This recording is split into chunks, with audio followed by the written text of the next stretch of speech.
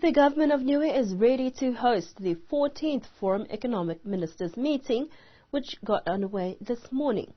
More than half of the Forum Economic Ministers and their officials arrived last Friday, with the remainder of the delegations only just arriving this morning on 2 separate chartered flights.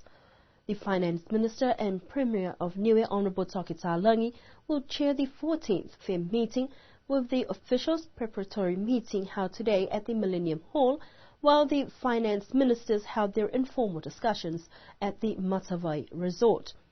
Discussions are expected to cover developments since the last meeting, with focus on ways which the economic base of the foreign member countries could be expanded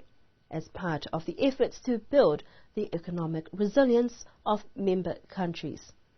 An overview of the main issues on improving revenue collection in foreign island countries, with particular reference to addressing the impacts of the global economic crisis and trade liberalization, including improved opportunities for private sector growth in the region.